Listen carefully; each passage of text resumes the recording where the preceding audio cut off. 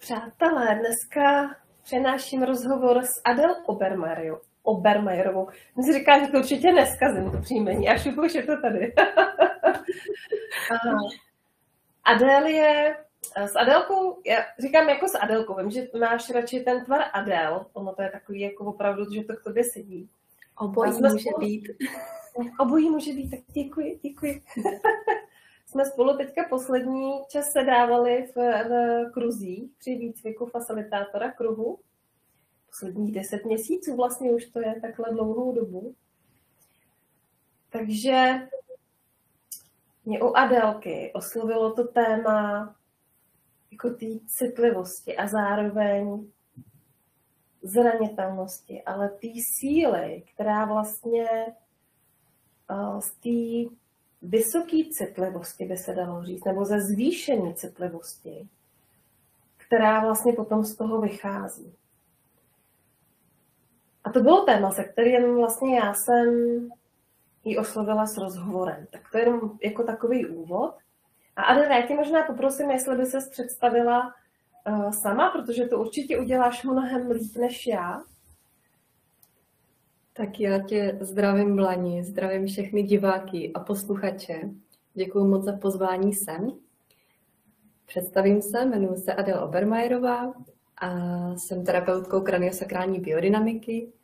Kromě facilitátora kruhu teď procházím poslední rok a ještě budu 2 roky dlouhodobým výcvikem integrativní práce s traumatem u Zdeňka a Šárky Pebrových.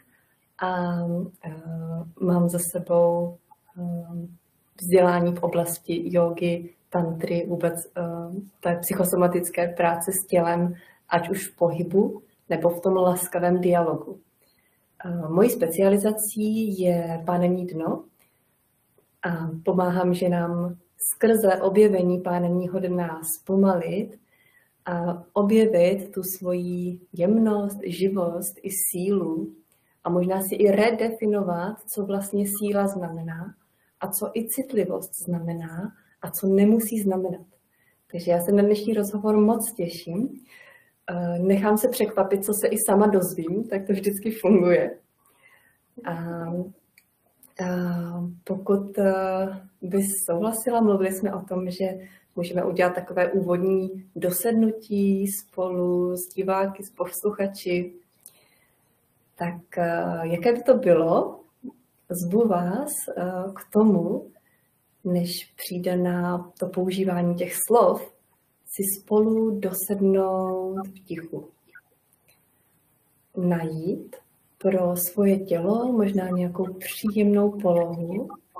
Chci vás pozvat, aby teď jste se podívali k sobě, jak pohodlněji si můžete sednout.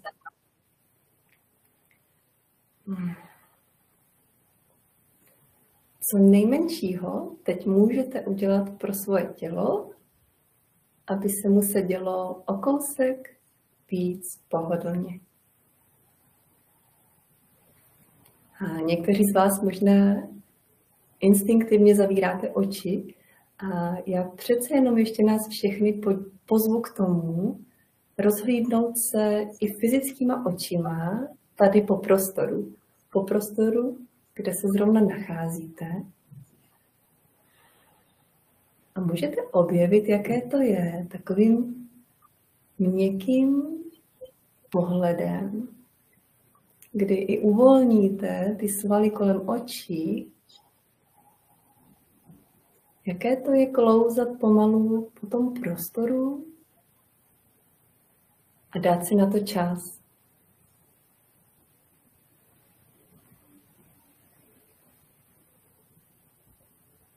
Můžete si všimnout, jaké máte kolem sebe barvy a tvary.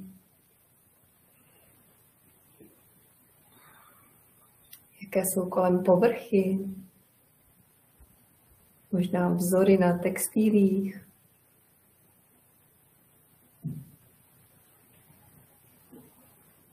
Můžete nechat i otáčet svou krční páteř. To je velmi dobrá pomůcka, když chcete pomoci nervovému systému se usadit. Tak on má rád tu orientaci i skrze otáčení hlavy.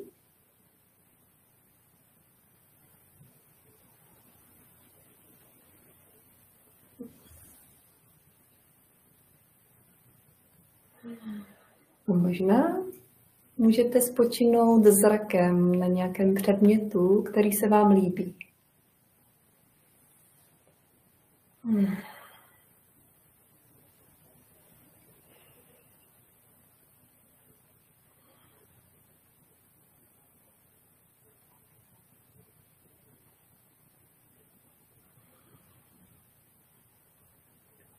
A pak teprve můžeme přizvat do té pozornosti i tu vnitřní krajinu. Můžeme zavřít oči, pokud chceme.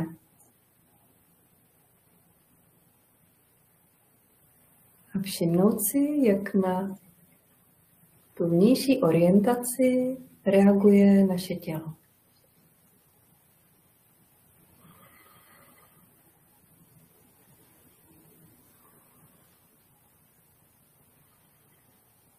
Jako bychom si ten vnější příjemný předmět chtěli vzít dovnitř, do té vnitřní krajiny.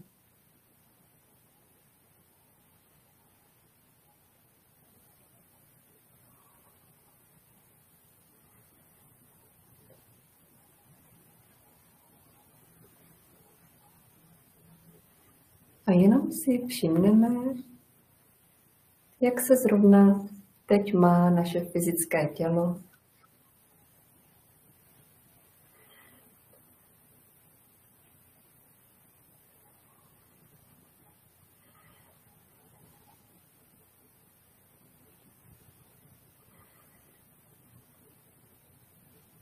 Všimneme si svého dechu, jak námi je dýcháno, samo, bez úsilí.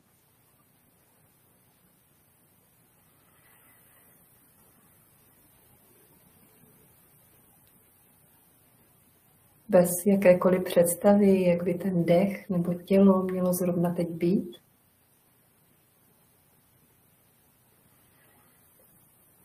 Jenom si všimneme, jak je právě teď.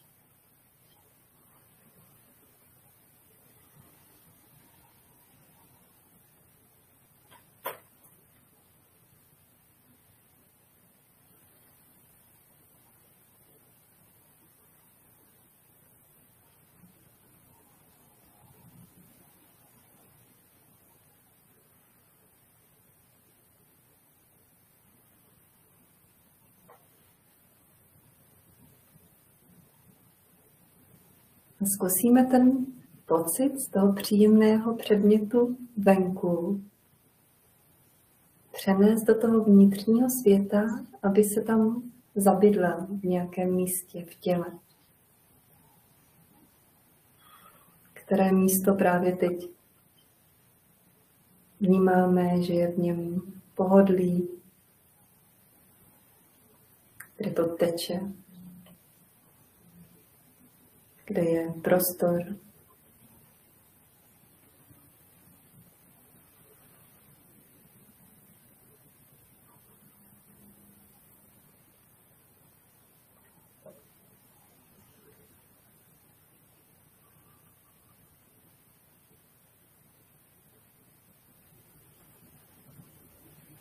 Tady spolu chvilinku zůstaneme v tom odpočinku. A kdyby pro vás teď bylo lepší spíše se dívat ven, tak je to taky v pořádku. A je to ten zdravý impuls.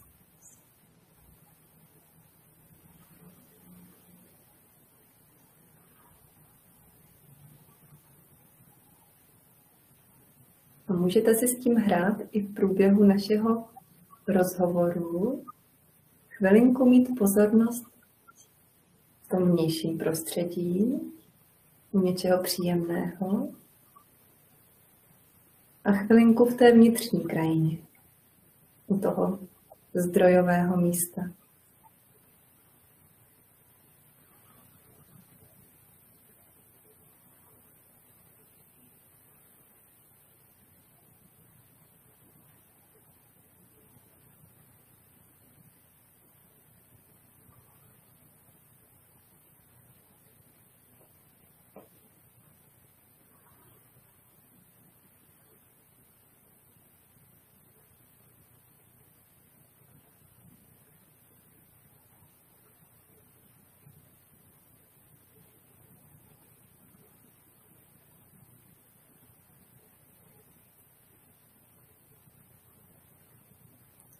pak pozvolna můžeme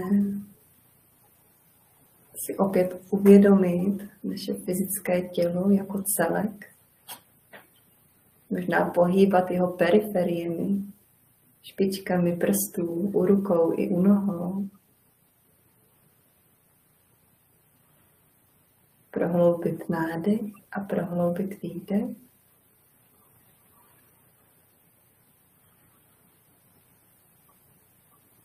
Pak pomalu ve svém tempu si můžeme opět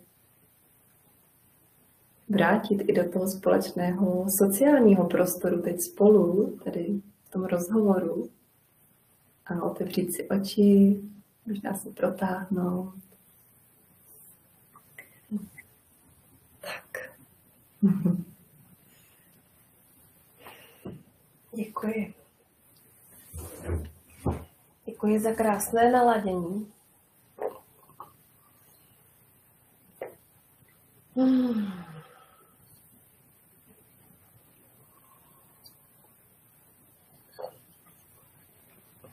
Za krásné dosednutí. A můžeme si všímat, je to pár minut, jestli je tam nějaká změna. Pokud jste si opravdu dopřáli ten čas a nepřeskočili teďka v tom rozhovoru, jestli tam vnímáte u sebe nějakou změnu. Protože tam ještě... No, povědej, ano. Já mám teď chuť přečíst ten citát a říct ten příběh, který se váže k času dnes před rozhovorem. Tak jestli mi dáš svolení, nebo jestli máš něco? No, určitě. Já jsem to právě chtěla uvést, ale tak budu ráda, když to uděláš ty. Děkuji. Těsně před naším rozhovorem jsem se šla projít a tady ve vedlejší ulici, tady v Praze Čakovicích, kde mám terapeutovnu, tak na plotě je taková nástěnka. Bydlí tam paní, která jezdí v takovém kostičkovaném autě veselém a na té nástěnce ona občas dává nějaké plakáty, citáty. A dneska jsem tam objevila tenhle citát, který bych vám ráda přečetla. A on je úplně pro nás, mi přišlo, že je opravdu takhle poslaný. A je to citát, vím z nějakého rozhovoru s Jaroslavem Duškem, takže já bych mu připsala ten kredit. Naše regenerační schopnost je spojená s hlubokým klidem. Tělo umí v klidu fenomenálně prosperovat. Ale jakmile ho vtáhneme do dramat, strachu a děsů, tak se vychýlí ze své rovnováhy a tuto svou schopnost ztrácí. Proto je klid tak důležitý. Hluboký klid a víra, že situací projdete. A to může vesmír zařídit velmi nečekanými způsoby. Ano, děkuji. Vesmír to zařídil velmi nečekaným způsobem ve formě tohohle citátu, který ty si potkala. Protože chvilku předtím já jsem ti volala a sdílela jsem svůj příběh, že dneska úplně jako nemám tu kapacitu na jako plný rozhovor, jestli to je pro tebe v pořádku. A ono se to tak jako krásně prostě sedlo, že vlastně to bude tím jiným, nečekaným způsobem, přesně jako to je v tom citátu a už se to děje. Děkuju. Taky děkuju. Ono mě to i přivádí k té myšlence, jak moc někdy my lidi, kteří nějakým způsobem pracujeme s lidmi, a to jsou rodiče, učitelé, to nemusí být jenom koučové a terapeuti, jak si na sebe vytváříme ten tlak, že vždycky musíme být v té dokonalé formě před tou prací s lidmi, před tou službou. A ono nemusíme, protože tady je nějaké společné pole, do kterého se můžeme zavěsit i my dvě. Takže se nechat podpořit tou službou, která skrze nás proudí, tak i toho našeho člověka si můžeme nechat tam zavěsit a podpořit. No, to je prostě tak blahodárný. A když vejdeme do významu toho, co jsi právě řekla, tak mám skoro pocit, že jako to stačí, jo? Že to je vlastně, že to mluví samo o sobě. Já tam vnímám právě důležitost, jako si říct, jak to teď mám a zároveň o tom informovat, komunikovat to, jak to teďka mám, jestli to je v pohodě. A já v tom právě vidím tu velkou, vlastně tu sílu, by se dalo říct, té otevřenosti, té zranitelnosti, té laskavosti k sobě. Toho, že na sebe nemusím za každou cenu vyvíjet tlak, jenom proto, že jsem něco slíbila, nebo že jsme se na něčem domluvili, nebo že bych něco měla odevzdat, udělat a tak dále. Že to je právě často ten tlak, který my vyvíjíme vnitřně, v něčem na sebe, nevědomě, protože tak jsme naučení, prostě je to nějakým způsobem naučený jako vzorec chování. Ale že to může být jinak, že to jde i jinak. A že pak právě se čím dál tím víc můžeme setkávat s lidmi, kteří nám to už nemusí jako držet to zrcadlo, hele, podívej se, zrcadlo s nápisem tlak na sebe. Ale že právě potom přichází takovýhle krásný bytosti do toho života. Třeba jako seš ty, který řeknou, je to v pořádku. A prostě to podržíme vzájemně.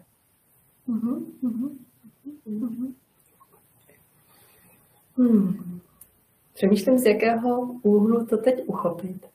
Zní mi pořád to zadání toho, co tě přiválo k tomu rozhovoru, to téma té citlivosti, zranitelnosti, vyšší citlivosti. Tak možná si pojďme říct, co já rozumím pod pojmem citlivost. Náš nervový systém něco stále vnímá, vyhodnocuje. O obrovské množství jde podprahově. No, nemusíme my hlídat, jestli když uchopím hrneček, tak jestli ho držím, že ho rozmačkám nebo že mi propadne. A se tělo to hlídá samo. Ten náš nervový systém zpracovává obrovské množství informací a informuje nás. Neustále vyhodnocuje prostor vnější i vnitřní a hledá tam známky bezpečí. Nebo případného, hele, tady pozor, tady je nějaký možný ohrožení. Protože i když jsme lidé 21. století, tak pořád je v nás zvířecí mozek a ty nejstarší substruktury lidského mozku. Já na ta čísla jsem marná, ale jestli je to nějakých 500 milionů let zpátky se začaly vyvíjet a potom ten savčí mozek asi 200 milionů let. Možná je to tam trochu jinak s těma nulama, ale jsou to ohromně staré struktury a je fajn se s nima naučit pracovat. Takže tohle neustále probíhá, tohle skenování prostoru a vlastně buď nám tam převáží známky bezpečí, anebo ty zvířecí mozky nás začnou upozorňovat na nějaké nebezpečí. A to může být i čistě jenom nekomfort. Tak v tuhle chvíli je dobré, vlastně se můžeme sami sebe zeptat, aha, tak co já bych teď potřebovala upravit, no, co nejmenšího teď pro sebe můžu udělat. Teď, když to vezmu, to, co my si představujeme pod pojmem citlivost, tak dejme tomu, že máme nějakou škálu a podle Ellen Aron, ženy, která se začala zabývat tak nějak veřejně tou vysokou citlivostí, je to každý 5. člověk na planetě, který na té škále je blíže tomu konci, cítí víc, že nervový systém vyhodnocuje a cítí jemněji, detailněji, barevněji. A pak jsou lidé, kteří jsou na té škále spíše tomu opačnému konci a tam takové vnímání není. A my se pohybujeme různě na té škále, každý člověk, a někteří z nás, prý každý 5., kdo ví, tak je spíše na té škále blíž k tomu konci vnímavějšímu. V tomhle pohledu je vysoká citlivost kvalitou nervového systému. Zkrátka takový hardware nám byl dán. A pak ještě pohled na hypersenzitivitu jako vytvořenou v důsledku traumatu. My vlastně, když jsme miminka, tak my si vytváříme teprve ten nervový systém. A vytváříme si ho tak, že jsme v kontaktu s okolním světem, s dělohou a s tím tělem matky. A ta matka a ostatní lidé nás nějakým způsobem vnímají, ví o nás. A ten náš nervový systém se může o to opřít. O to, že někdo mě vnímá a díky tomu já si začínám budovat to sebeuvědomění. A to jsou první roky života tohle. Potom i po narození. De facto náš nervový systém doslova zrcadlí, kopíruje to, jak prožívá matka. Tam se nám vytvoří vlastně ty nervové dráhy, které odkouká ten nervový systém od té máminy. Teďkon chci chytit slinu. Takže například miminko do 1,5 roku věku není schopné se ukonejšit samo. Jo? Naprosto potřebuje vlastně tu vnější oporu. A co se děje, když v těch prvních letech tam třeba nemáme tolik toho, že nás někdo vnímá, že někoho zajímá, že co prožívá to miminko, nebo že si toho někdo vůbec všimne, že miminko něco prožívá, nebo i potom to starší dítě, tak to, co nervový systém udělá, je, že si vytvoří extra zvýšenou ostražitost a schopnost vyciťovat to okolí. A proto je tam potom super empatie, super ta super schopnost vlastně skenovat to okolí. A protože tam nebyla pořádně ta nádoba vytvořena. A ta nádoba pro tu životní energii, jiné slovo pro tuhle nádobu jsou hranice. Když potom my potřebujeme lepší odolnost, lépe se umět regulovat, tak my potřebujeme tuhle nádobu.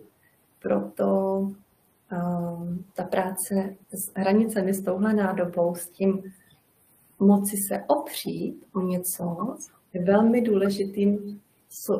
důležitou součástí potom toho vůbec vybudování hranic. A tohle říkám samozřejmě úplně z vlastní zkušenosti. No? Že ta hypersenzitivita potom, když my jdeme tady tu cestu, kdy si v tomhle necháváme pomoct zase od dalších lidí, protože tohle je něco, co my sami neuděláme. Protože už tehdy jsme potřebovali tu vnější podporu. Takže když my si necháváme pomoct, tak potom tenhle druh hypercitlivosti, hypersenzitivity se může snížit. Může se zregulovat. Když tomu čistě o tom, jaký já to vnímám u sebe, tak mě vysoká citlivost zůstává, ale já si můžu víc volit, kdy ji zapnu, třeba při práci s klientem, kdy se můžu zregulovat tak, že odstíním ty věmy, které by pro mě mohly být příliš zahlcující. No, tak takhle v esenci bych to předala. Co citlivost je, že jednak je to kvalita, ale jednak je to i nějaký obranný mechanismus právě v důsledku toho tématu. Ale v žádném případě, a to bych hlavně chtěla, aby zaznělo, to není nic vadného. Není to diagnóza, není to nemoc. Je to vždy funkční mechanismus, zdravý mechanismus a my s ním můžeme pracovat, abychom se potom líp zregulovali, aby nám bylo líp v tom životě. Jak mluvíš, tak mě k tomu, Adel, napadá vlastně, že to je jenom nějaký momentální nastavení. Jo? Že to může být jenom nějaký momentální nastavení, ten funkční mechanismus, a že se to dá přenastavit. Že tam je vlastně jako ta velká jako možnost té naděje, ale zároveň jako té změny, že to může být jinak, do určitý jako míry. Nedá se to úplně změnit, ale do určitý míry přesně to, co jsi popsala. A ještě mě k tomu napadá jedna věc, a to je vlastně to, že nás to, pokud si toho u sebe někdo všímá, že je zvýšeně citlivý nebo více citlivý, nebo má ten dojem za sebe, takže to je vlastně taky o nějakém z mýho úhlu pohledu, o nějakém právě hledání těch zdrojů. To jsou ty hranice, které ty si popsala, o co se teda vlastně můžu opřít. A že to hodně ještě, to je jedna, druhá věc, a ještě třetí věc, že to hodně nahoru potom právě přináší i to hodně dolů, nebo může, jo? Že tam ten rozsah není vlastně kolem toho středu, ale že se to hodně vychýlí nahoru a potom se to může hodně vychýlit vlastně jako dolů. Té citlivosti, třeba co se pocitů týká, jo? Nebo nějaký intenzity prožívání. Takže tou prací, když vyhledáte nějakého průvodce terapeuta, který se tím zabývá, nebo umí s tím zacházet, tak pak se děje to, že právě z těch výkyvů nějaká jako krása, euforie, pak to spadne prostě do nějakých zoufalství nebo bez energie, tak vlastně tahle křivka se takhle začne vracet blíž k tomu středu. A znovu bych chtěla říct, že my jsme se narodili do světa, který ale v podstatě takhle funguje, který už je takhle dysregulovaný, fragmentovaný. Takže mnoho z toho je opravdu kolektivní záležitost. Tak to možná bych chtěla, že taky to může ubrat nějakému pocitu, že jo, tak já to mám fakt blbý a prostě zrovna u mě to je takhle. Jsme v tomhle na jedné lodi. Že to není vlastně nějaké moje selhání a moje špatně rozdané karty, který jako mi osud takhle rozdal, ale že jsme součást nějakého jednotného energetického pole, když bych to popsala těma slova. Který taky generuje nějaké nastavení vlastně.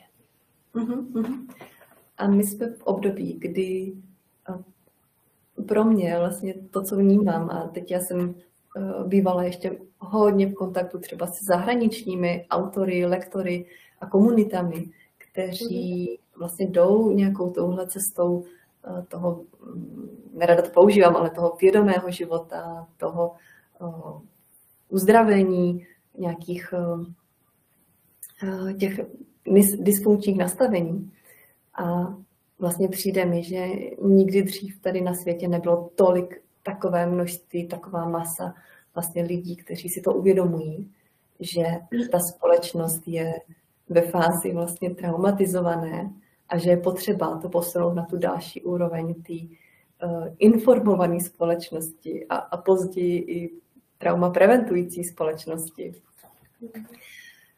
Takže je tady i to kolektivní pole toho, těchto lidí, tahle nádoba je tady, o kterou se můžeme opřít právě i při tom uzdravování, když mám použít tohle slovo, nebo harmonizaci, nebo regulaci. Jo. Mě to jako evokuje to, že vlastně všechny možnosti máme kdykoliv k dispozici.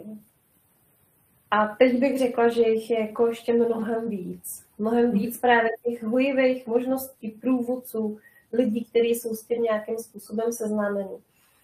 A jak jsi mluvila, tak mně se to vrátilo vlastně zpátky na začátek, kdy jsme začínali tím dosednutím, tím sklidněním, tím jako všimnutím se vlastně sebe. Všimnutí si toho třeba, co se mnou může dělat, jenom to zpomalení. Že to vlastně taky hodně lidí vůbec nemusí být příjemný, pokud jsou zvyklí být rozeběhnutí. Protože ono to právě, a tady bych jako se chtěla trošku přemostit vlastně k tomu benefitu toho klidu, protože co to vlastně přináší, co ten klid, v citátu to bylo jasně všechno řečené, ale co to je třeba pro tebe, Adelko, konkrétně? A jak ty to třeba vnímáš, klidně, jestli ti přijdou nějaký nápady nebo nějaký jako inspirativní příklady třeba i z tvojí praxe, co ten klid a to dosednutí, to spojení se, co to přináší, co to vlastně dělá všechno? Klid přináší možnost všimnout si, čeho si všímám a všimnout si, co se tady vlastně děje. Jakmile vlastně mi tam, jakmile nepřináším všímavost do svého konání, tak možná potom až v nějakém kritickém okamžiku zjistím, že vlastně se chovám, jednám, prožívám a někam ženu, ani nevím kam. A vlastně jakoby nejsem, neuvědomuji si sebe. Když já tam začínám přinášet kvalitu klidu, tak si začínám, pro mě to znamená, že si beru zpět svou osobní sílu. Úplně, já to mám taky úplně. Chtěla bych říct, že tohle jde dělat jedině postupně a jedině v doprovodu toho podporujícího prostředí. No, že tady opravdu my se navzájem potřebujeme. Jedna moje kamarádka je veterinářka, ona říká, no co, my jsme takový smečkový zvířata, to je jasný pořád. A jsme, takže to podporující prostředí a ty vztahy nám v tom mohou hodně pomoct a pomohou. Když tím pachatelem zranění byly vztahy nejčastěji, tak ale i tou živou vodou a tím elixírem potom budou taky vztahy, ty bezpečné. Takže stojí za to si opravdu nacházet 1, 2, 3 lidi, se kterými cítíme nějaké naladění, který nás nějak neschazujou, nevysmějou se nám, nekritizujou nás. Jo, tak tuhle kvalitu vztahu, když my si budeme aktivně hledat, to je ten dospělý v nás, ten, který opravdu vezme tu zodpovědnost a budeme hledat tyhle vztahy, tak nám to hodně pomůže. Takže to nacházení toho klidu, vracení se k té kotvě, máme k tomu nástroje. Nejzákladnějším nástrojem jsou naše smysly, proto jsme se na tom úvodním usazování dívali zrakem po tom prostoru. Co to třeba pro mě udělá? Já to dělám moc ráda, tuhle orientaci. Dá se k tomu pak i přizvat věm sluchu, jo, a dalších smyslů. A udělá to, že najednou zjistím, že hlava si vlastně jede nějaký příběh a já nejsem tak úplně v kontaktu s tím fyzickým prostorem kolem sebe. A tak tahle orientace mě přemostí do přítomnosti. Protože jinak, pokud já nekultivuji tuhle všímavost, tak tělo, mozek, vše, co je zapsané z dřívějška, se jenom odehrává dokola. A my si myslíme, že jsme v přítomnosti, ale vlastně nejsme tak úplně. Možná tady sedí to fyzické tělo a my o tom tolik nevíme. Takže klid a to zpomalení přinášet je cestou zpátky k sobě, cestou k tomu spojení se sebou, cestou k tomu zdravému vztahování se, kdy já jsem, pak jsem schopná si všimnout i toho, když třeba partner něco řekne a ve mně to vzbudí reakci, tak se podívat, na co ale opravdu teď to moje tělo reaguje. A ono to může být nějaká moje interpretace, něco úplně z minulosti, co vlastně jenom vypadá podobně, jako teď se to událo v tom vnějším světě. Tak je to cesta k nějakému pro mě asi opravdu zdravému životu. Já, když jsem začala před lety jezdit do meditačního centra, ještě na univerzitě, tak většinou tam ty spolužáci mluvili o nějakém osvícení a vědomí a já jsem tam jenom na to koukala, vůbec se nevěděla, o co jde a říkám, já jsem tady, protože chci být zdravá, já chci být prostě obyčejně zdravá. Nechci mít ty stavy úzkostí tak, a fyzické zdravotní problémy, takže a tohle mi pořád zůstalo. A já jsem za to ráda, upřímně, protože ono to spirituální ego může být docela nenápadný. Takže pokud já se pořád držím toho, že já chci být docela obyčejně zdravá, tak mi to dává tu dobrou orientaci. Děkuju.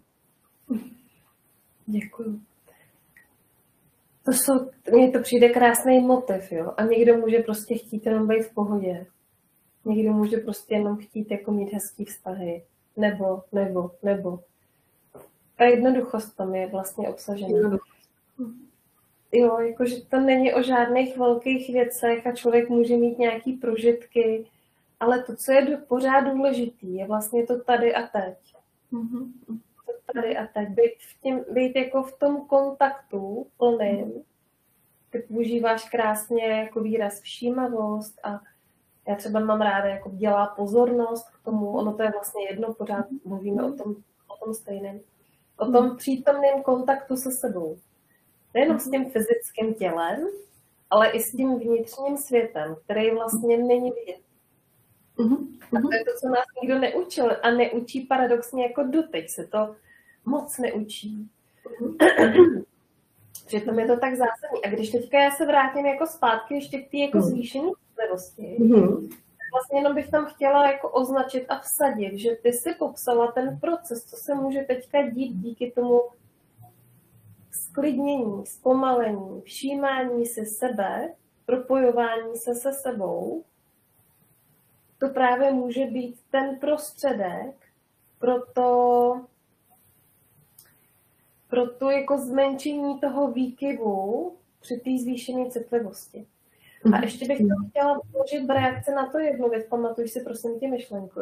Vím, že na to tam skáče jako oběma, že bychom to už chtěli prolnout.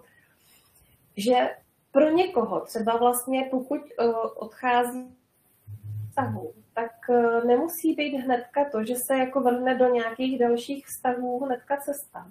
Že to může být třeba i nějaký období samoty. Že to může být třeba období to bezpečné prostředí se vytvářet vlastně třeba s přírodou. To může být to, o co se dá opírat. O cokoliv. O zvířata, o koně, jo, jakože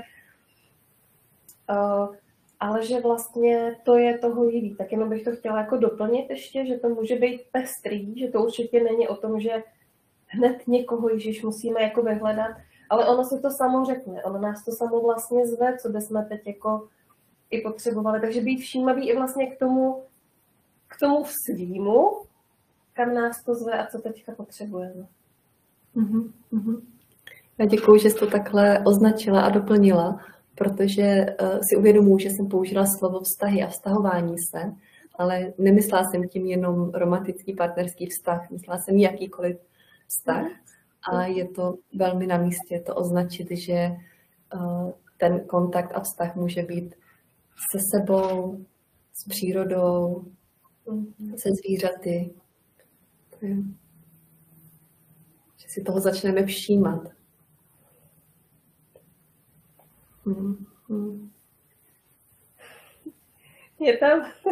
Já se trochu usmívám, jo, protože u nás dvou s Adelkou, jako co já vnímám, že se děje v okamžiku, kdy zasedneme takhle jako teď jsme tady v malém našem jako kruhu, tak se začíná dít to, že vlastně my spoustu věcí, a to asi možná jako znáte, pokud máte taky nějakou zvýšenou citlivost nebo tohleto nastavení, že prostě jsou vám ty věci tak trochu jasný. A já teď A já teď začínám mít právě ten pocit, že no tak přináším, jo, takový všimnutí se toho, že je to vlastně jasný, že je to úplně jako není potřeba vlastně to celý téma vkládat do těch slov. A přitom to není pravda, protože je potřeba ty věci označovat. A já jsem moc ráda, že to takhle vlastně jako přenášíš krásně v takovém balíčku uceleném, jo. Ale že ve mně se teďka objevuje prázdno. Ve mně se teďka objevuje vlastně jako... Takže můžeme klidně, Adel, a nechám to na tebe, pokud ještě se bude v tobě něco objevovat, nech to prosím plynout. Ale já se nechávám zatím teda promluvat to prázdno. A chci říct, že to je taky v pořádku. Že prostě někdy už tam potom nemusí nic víc být. A že s tím taky můžeme být. A to je taky určitý druh jako vlastně umění, naučit se to, zvyknout se na to.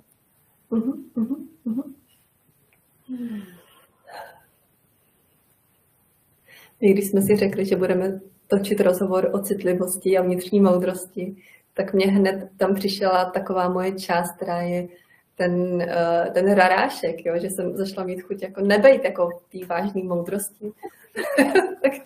tak to teď chci přinést, že jsem z toho měla radost, že z toho mám radost, že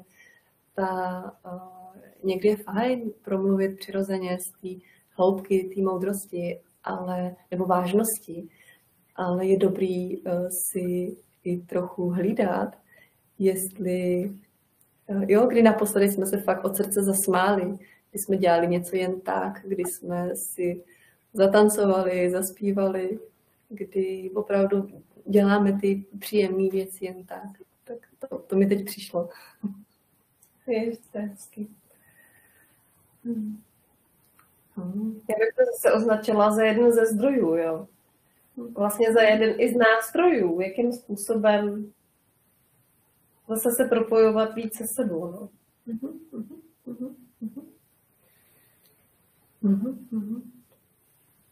Jo, my vysoce senzitivní lidi, většinou jsme úplně famózní v tom, že máme přehled, no, že si ty věci analyzujeme, že vlastně, ale i ty duševní věci, jo, nebo ty naše témata životní. A teď vlastně pro nás je fakt často medicínou to zjednodušování, jak to zmiňuješ krásně, Blani. Vlastně položit si tu otázku, co mi brání v tom zjednodušovat si věci. Jo, přicházet si pro sebe na jednoduchý vodítka, vnitřní, vnější v tom, který mě opravdu dělají dobře v tom běžném dni. No, opravdu. Já třeba často dělám tak, že si ráno napíšu v bodech, na co se dneska těším a dám si tam, co udělám pro sebe a co udělám pracovního. A takovýhle, každý jsme tak jedinečná bytost, že tomu já třeba provázím své klienty, že ať si každý napíšeme manuál sám na sebe, co vlastně nám dělá dobře v tom dni. A když já podporuji právě tyhle svoje zdroje, a to můžou být fakt jednoduchý zdroje, jako to, že mě třeba příjemně hřeje hrneček s čajem, tak jak často my jsme schopní si tohle uvědomit, tak většinou vlastně tu pozornost máme na tom nepříjemným, traumatickým, protože tolik moc něco v nás už to chce vyřešit. Ale my na to potřebujeme jít trošku od lesa, právě z toho přístupu těch zdrojů, který pro nás udělají to. Zdroj je cokoliv, co nám přináší radost, klid, může to být aktivita, vztah, myšlenka. Abych zase dala definici, co je to zdroj. Tak když se věnujeme tomuhle všímání si těch zdrojů, tak ono nám to pomáhá potom jednak s tou citlivostí. My pojmeme víc těch věmů do té naší vnitřní nádoby a jednak nám to pomůže zpracovat potom cokoliv, co třeba zůstalo někde vytěsněného, nějaký pocity a chtějí se vrátit do té nádoby. Tak Moc doufám, že to je srozumitelný takhle. Když tak pod rozhovorem věřím, že budou komentáře, tak tam když tak ráda zodpovím na nějaké otázky nebo upřesním. Mně to přijde moc srozumitelný a ve mně se vlastně jako objevuje, že ta zvýšená citlivost může být jedna z těch možností, co to může být. Ten přínos toho vlastně. Je to jako cesta, nabídka k tomu poznávání sebe. A je to přesně, vlastně já bych řekla, že jsi to tak hezky popsala, jo? Že ten zdroj, já ho vnímám jako něco, co mě dobíjí ty baterky, co mě sytí. Ale že to nemusí být velké věci typu dovolená 14 dnů, ale že to jsou právě ty věci, já nevím, že mi rozkvete kytička na parapetu třeba, jo? Nebo že se prostě zachumlám na křeslo do peřiny nebo do deky. Že vysvětne sluníčko, jo? Že si uvařím jako hrníček s čem, přesně cokoliv vlastně. Protože to, co se tam děje, to, co já vnímám, to důležité, je to, že se to překlápí vlastně z té určitý pozice nedostatku, protože ta vysoká citlivost přináší nějaký jako třeba nekomfort, jo? Nějaký nepříjemný pocity, může to, když je to v nějaké nezralosti ještě, jo? Přináší to prostě celou škálu všeho možného. A tady to je vlastně to jako všímání se zpátky, to zdrojování se, že se to postupně překlápí vlastně do té hojnosti. Že to samo o sobě potom je velký zdroj a ono postupně, je to jako já to často přirovnávám, nebo mi to přijde výstižný jako k přesýpacím hodinám, že nejdřív je hodně na jedné straně, ale když je pak otočíme, tak ono se to postupně přesýpá zase na tu druhou. A pak je někde v nějaké části vlastně v obou těch částech stejně. Což je ten ideál, že? A že vlastně ono nám to celé, i to všímání si toho, co nám dělá dobře, s kým nám je dobře, kde nám je dobře třeba, to je taky tak důležitý, jo. Že to vlastně zvětšuje postupně jako nenápadně často tu kapacitu. Přesně tu nádobu, tu kapacitu potom s tím jako zůstává. A já bych řekla, že to je vlastně jako zásadní v tomhle nastavení zůstávat s tím, co je. Protože potom to neznamená, teda je to moje zkušenost aspoň. Neznamená to, že ty věci se potom dějou takhle kolem středu. Oni se pořád dějou takhle. Jo? V tom vnějším světě může to pořád být jako nahoru dolů, opravdu jak na houpačce. Ale já už tam jako vnímám u sebe tu kapacitu, že mě to vnitřně jako nerozhoupe. Že nebo mě to jako zhoupne maličko. Že tam je vlastně to určitý ukotvení. Právě přes ukotvení sobě. To je vynikající téma, ta kapacita a ta odolnost. A my vlastně to, co je ještě důležité, je, že my nechceme si vytvořit nějaký ideál toho klidu, jo, kterým mluvíme tady, ale my chceme si právě zvětšit tu svoji kapacitu, abychom pak i v těch momentech, a já to teď ukážu jiným způsobem, my tady používáme tuhle vlnovku, ale mám tady i tuhle hračku. A dejme tomu, že tohle je ten klid, jo. Ale my nežijeme v jeskyni, no, my staneme, teď já si zacvičím, jo, pak vlastně si třeba sednu do meditace, tak půjde zase sem. Teď si tam doplňte svůj životní styl. Pak třeba něco dělám, něco aktivního, jo, tak vlastně ten nervový systém takhle pulzuje. A pořád je to nějaká pulzace. Už to ukazuju dobře na kameru. Je to dobře vidět. Jo. A v té intenzitě větší, což třeba ukážu tady, tak my, když pěstujeme ty zdroje, tak postupně si navyšujeme tu kapacitu a i třeba to, co dřív by bylo hodně stresové a úplně by nás to rozhodilo velmi, tak najednou my jsme schopní i tohle, i s tímhle být a dát tam tu náruč té laskavosti, toho přijetí. Takže když mám ukázat ten dysregulovaný nervový systém, tak on funguje právě ode zdi ke zdi. Jo, že dejme tomu takhle, to je to tempo, pak se to úplně rozhodí, pak to úplně spadne.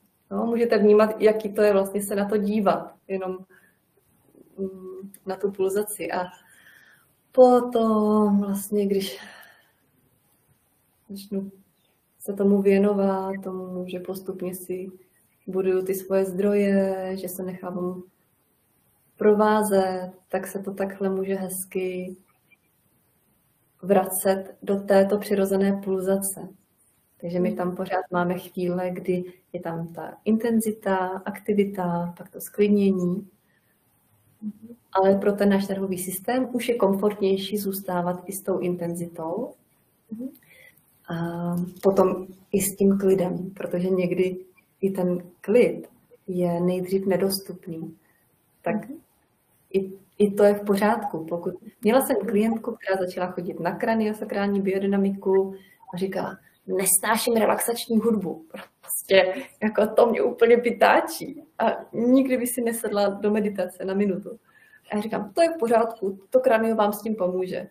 No a už po třetí, kdy pak přišla, říkala, tak jsem si pustila tu relaxační hudbu a bylo to docela takhle přivážení a pak si s tím mohla i sednout, nebo si ji pustila do sluchátek, jo, že co se stalo, navýšila se ta kapacita. No, tak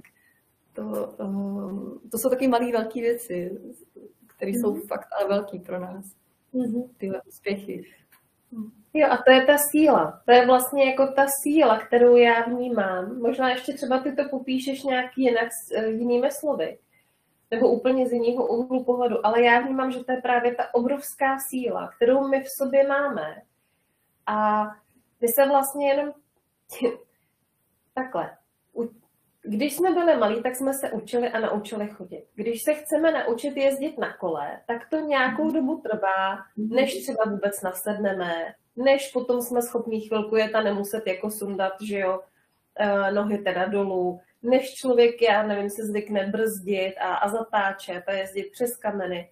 Je to nějaká jako dovednost, je to vlastně nějaká něco, co se potřebujeme naučit. A tím, že nás nikdo neučí pracovat s tou, jako se sebou vůbec, poznávat sebe, tak je to dlouhý období, nebo velmi často, já si dovolím říct, že jako je to velmi zřídka kdy, tak je to dlouhý období vlastně v tom životě, kdy my tam tuhletu dovednost vlastně nemáme.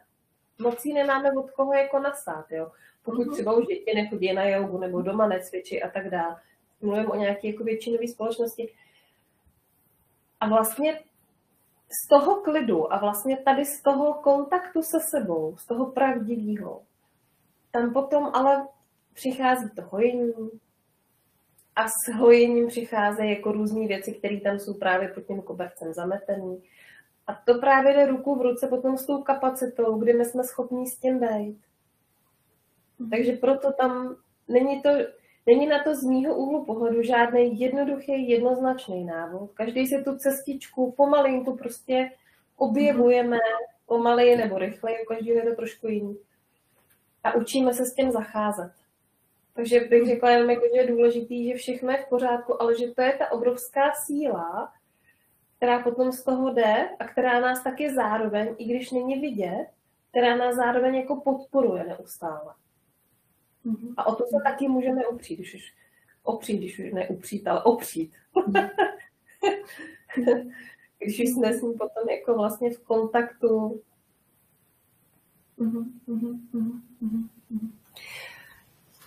Všímám si, že ten náš rozhovor se vlastně stočil vlastně do toho, jak na to, aby nám bylo líp s tou vysokou citlivostí a s tou naší schopností empatie a jak se opečovat. Tak vnímám, jak tohle téma volá, jak potřebuje být označeno, položeno. Tak teď úplně bych měla opravdu chuť dát tu nabídku, že nám můžete poslat otázky. Jo, a my, nebo já moc ráda odpovím, nebo nedělám samozřejmě takové to, že bych střílela od boku a něco, jako dala nějaký vhled do vaší konkrétní situace nebo příběhu, ale něco můžu napsat, jo, nějaký vhled nebo nějaké nasměrování. Jo, nejsem věštkyně Jolanda, ta bývalá teď vím, někde v televizi, jak vykládala karty. Ale můžu dát vlastně nějakou svou zkušenost nebo pocit, cokoliv. Tak děkuju za nabídku, já se k tomu ráda přidám, protože mě zase vlastně teďka, co se u mě objevuje, je přesně to, co ty si nabídla, tak to jenom dát ven, nabídnout, že pokud to někoho oslovuje, neví se rady, co s tím, neví se rady se sebou, je ty v nějaký situaci, kde prostě je to moc takhle nebo moc takhle, tak můžete klidně napsat, pokud vás tohleto video nějakým způsobem to ve vás něco rozechvělo, zarezonovalo. Otázku odpovíme na ní rádi, buď Adelko ty, nebo já, každá ze svého úhlu pohledu, protože máme samozřejmě trochu jiný životní příběhy za sebou. Ale chci tím jako se vrátit zpátky, že je to proto, že my obě, teď už jsme nějakým způsobem vlastně dosyceni. A vlastně až té úrovně dosycenosti, určitý jako úrovně, no já bych možná to označila jako dosycenost, jo? Jako průběžný dosycování se, tak to vlastně potom člověk má chuť a samovolně to přetýká k těm ostatním.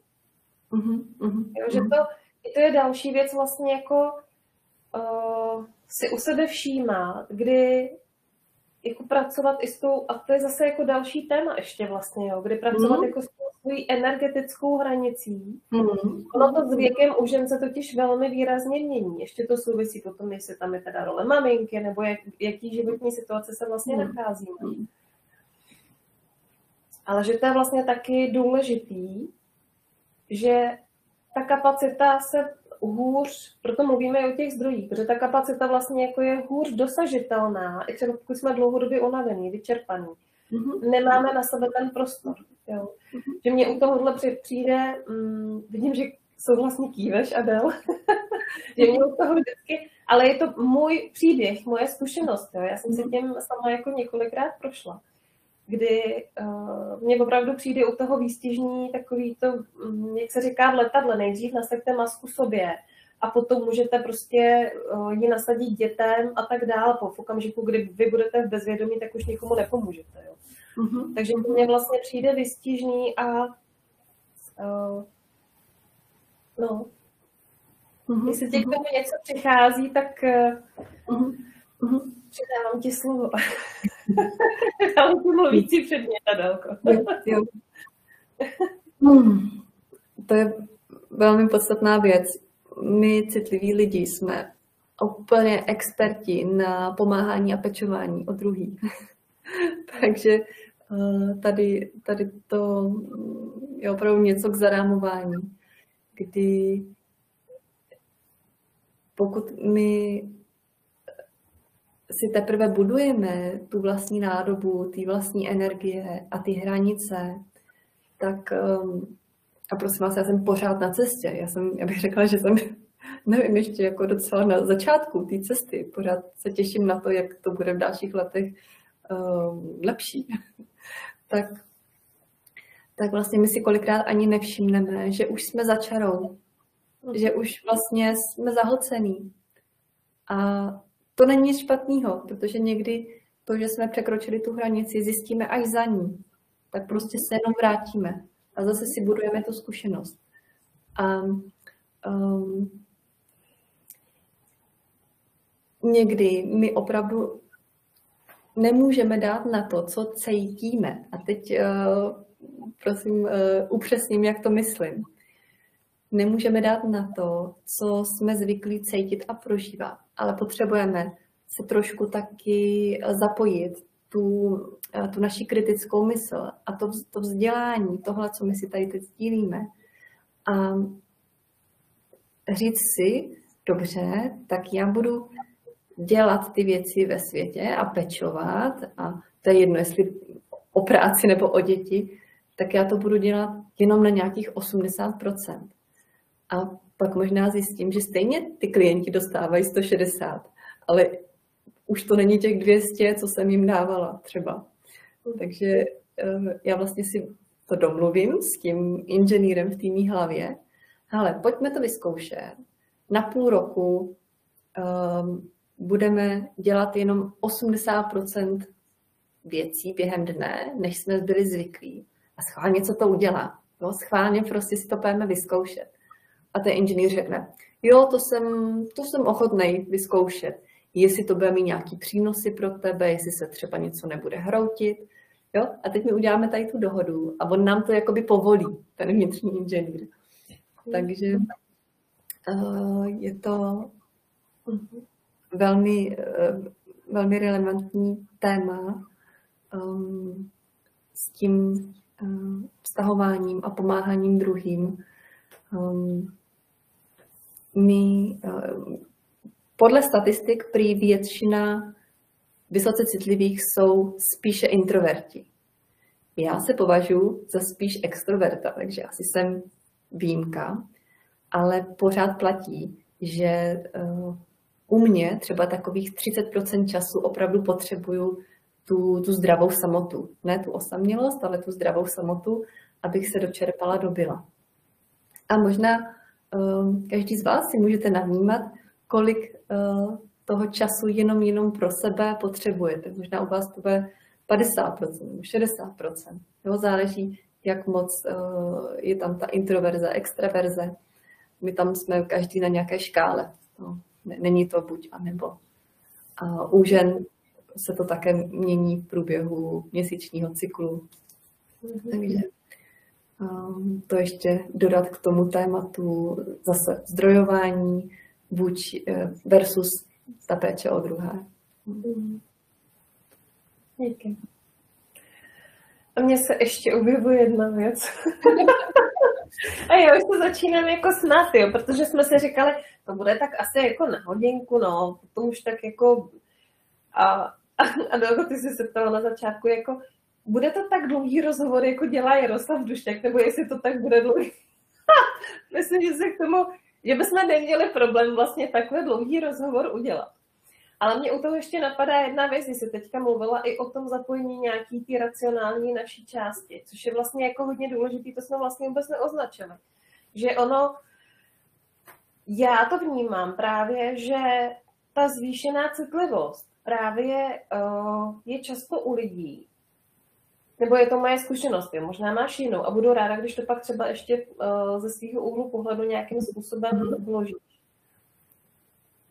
Který jsou právě jako víc emoční, kde právě je míň toho rácia, jo, kde je vlastně určitá nerovnováha, i by se možná dalo říct, mezi tou levou a pravou hemisférou, kde je jako výrazně víc tý emoční, prožívající, intuitivní a vlastně je tam jako míň tý logický, tý racionální, ten mužsko-ženský princip vlastně taky, třeba by se to dalo označit. A že to je moc fajn, moc hezký návod, vlastně přizvat inženýra, to mně přijde jako úplně super, jo. Přizvat si prostě toho, no, přizvat tu racionální část, ten rozum taky. Nejenom to, co vnímám, protože to opravdu může být jako v nějakém způsobu teďka momentálně jako víc vychýlený, ale i to, co jako říká ta hlava. No. Současně tím úplně základem je ten kontakt s tělem, to spojení s tělem. Zase bez toho bychom mi tou myslí jako si moc nepomohly, protože ona je opravdu, jak se to říká, na to krátká. Ona je na to krátká, protože ty tělesné výjemy jsou mnohem silnější, hlubší, starší, jak jsme si říkali. Takže i to v podstatě,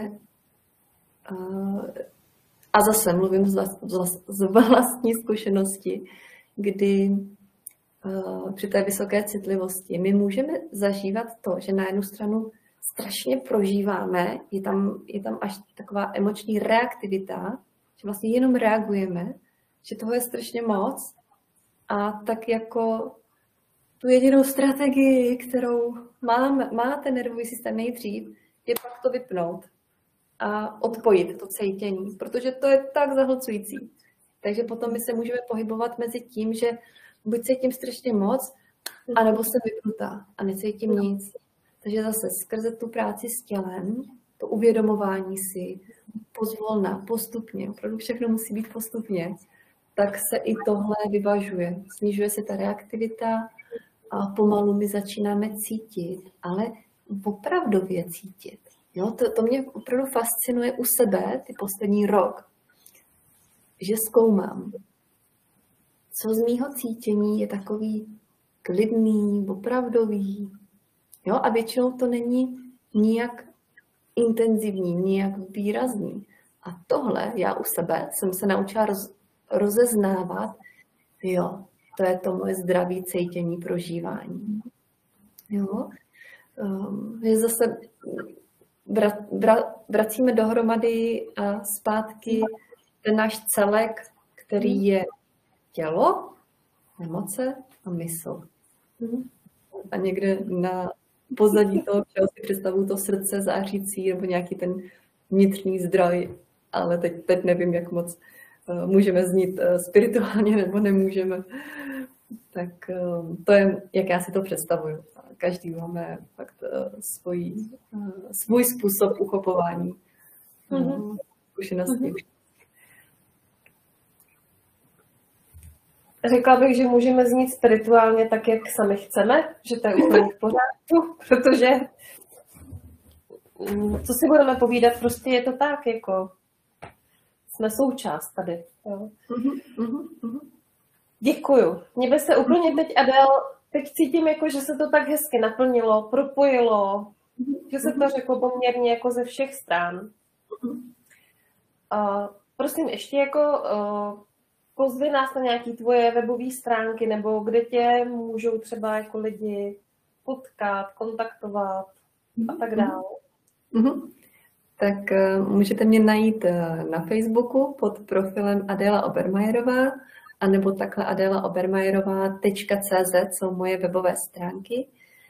Najít mě můžete také na Instagramu na intimní.yoga.pro.ženy. A ten můj projekt, kterým provázím ženy, jsem právě nazvala Intimní prostor ženy, který je intimní nejenom proto, že je tam ta pozornost na ženské orgány a na intimitu, ale i tu intimitu právě, tu emoční, tu blízkost sama k sobě, důvěru, takže ta intimita v tom širším slova smyslu. Takže intimní prostor ženy, moc ráda se s váma tam propojím. Děkuji. Já dám ještě odkaz na tvůj web i na můj web potom pod videjko nebo do komentáře. Díky moc. A ještě dáme se teda to dosednutí závěrečně, tak jak to teďka vnímáš? Chtělo by se ti ještě? Já s tebou kdykoliv ráda. úplně teď cítím vnitřně, jo, jak mi moje tělo tou zkušeností hlásí, hele, už se ti naplňuje hrneček, už je to tak akorát skončit. No, tak jsem ráda, že to tak vlastně, že to tak je, že už to blížíme k tomu konci. Krása, protože ono i venku se začíná stmívat, já tady přestávám mít světlo, tak to všechno jako jde ruku v ruce. Děkuju, takže my se s vámi teďka loučíme. Dáme si ještě sklidnění, dáme si zvedne vás ke společnému pobytí v tichu, pokud vás to zve. A těšíme se někdy příště zase na viděnou. Adelko, děkuji, že jsi přijala moje pozvání. Bylo to pro mě velmi sytící dnes. Já na začátku bez své kapacity, teď se cítím opravdu jako už velmi příjemně dosycená i tou tvojí společností, i tvými moudrými vhledy. Děkuji. Taky moc děkuji, moc děkuji za pozvání, za tohle, co tenhle kruh, protože toto byl kruh téměř, tak co umožnil. A jenom abych teda věděla, teď dosedneme v tichu a potom ty nám dáš vědět, že končíme. Je to tak? Jo, dobře. Dáme se chviličku, prostě já bych to ohraničila tady na 3 minutky teďka. Dobře. Jenom společného pobytí, už v tichu, už bez provázení, jenom se s těma informacema, s tím všem. Pojďme pobít. Jak s otevřenýma očima, pokud máte potřebu, tak klidně se zavřenýma.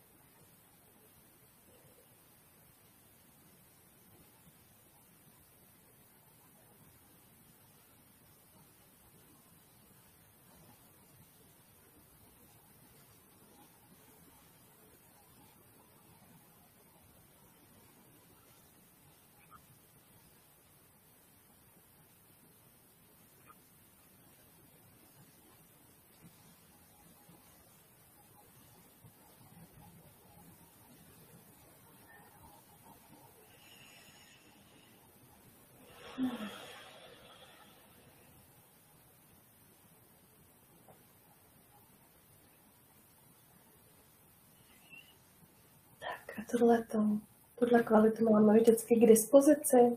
Ta od nás nikam neodchází a můžeme ji mít kdykoliv sebou. Tak se mějte krásně. Ahoj, Adel. Mějte se krásně. Ahoj.